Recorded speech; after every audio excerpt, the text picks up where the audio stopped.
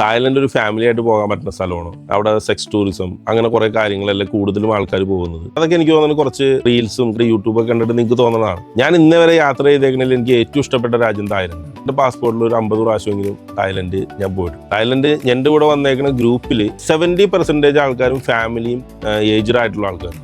എനിക്ക് ഉറപ്പായിട്ടും പറയാൻ പറ്റും, ഈ വന്നേക്കണേൽ 95% ആൾക്കാരും എൻജോയ് ചെയ്തിട്ടാണ് തിരിച്ചു വന്നേക്കുന്നത്. ഒരു ട്രിപ്പ് 8:30 സ്റ്റാർട്ട് ചെയ്ത രാത്രി 8:30 തിരിച്ചെത്തണ വരെ കാഴ്ചകൾ കണ്ട്, അതായത് വേൾഡിലെ തന്നെ ഏറ്റവും ബെസ്റ്റ് ആയിട്ടുള്ള ബൊട്ടാണിക്കൽ ഗാർഡൻ, നുങ്ങുനൂച്ച് ഗാർഡൻ എന്ന് പറയും, അതെല്ലാം കണ്ട് സഫാരി പാർക്ക് പോയി, മറൈൻ പാർക്ക് പോയി, ബ്യൂട്ടിഫുൾ ആയിട്ടുള്ള ബീച്ചായിട്ടുള്ള കോറൽ ഐലൻഡിലേക്ക് നമ്മളൊരു സ്പീഡ് ബോട്ടിന് ആ യാത്ര ഒരു ബ്യൂട്ടിഫുൾ ആയിട്ടുള്ള യാത്രയാണ്. നന്നായിട്ട് പിക്ചറുകൾ എടുക്കാൻ പറ്റിയൊരു യാത്രയാണ്. നിങ്ങൾ വേൾഡിൽ എവിടെ പോയാലും ഏറ്റവും കോസ്റ്റ് കുറച്ച് കിട്ടുന്ന parasailing, under water sea walking, banana ride, jet ski ride, അവിടുത്തെ ലോക്കൽ സെറ്റ് മെനു, അതായത് വിഭവസമൃദ്ധമായ സീ ഫുഡ്സ് എല്ലാം ഉൾപ്പെടുത്തിയിട്ടുള്ള ടിപ്പിക്കലി തായ് മീൽ, അത് ഇതിന്റെ ഒരു ഹൈലൈറ്റ് ആണ്. അങ്ങനെ കുറെ അധികം ഇൻക്ലൂഷനിലാണ് നമ്മൾ തിരിച്ചെത്തുന്നത്. അപ്പൊ കസ്റ്റമർക്ക് എപ്പോഴും ഒരു മെമ്മറബിൾ ആയിട്ട് അവരുടെ മനസ്സിൽ നിൽക്കുന്ന ഒരു യാത്രയായിരിക്കും തായ്ലൻഡ് യാത്ര. നിങ്ങളൊരു ബഡ്ജറ്റഡ് കൺട്രി ആണ് ഉദ്ദേശിക്കണമെങ്കിൽ, നിങ്ങൾ നിങ്ങളുടെ അടുത്ത് ഒരു 4 ദിവസം അല്ലെങ്കിൽ 5 ദിവസമാണ് സ്പെൻഡ് ചെയ്യാൻ ഉദ്ദേശിക്കണമെങ്കിൽ, നിങ്ങൾ Dubai, Thailand, Malaysia, Singapore, Sri Lanka, Bali, Vietnam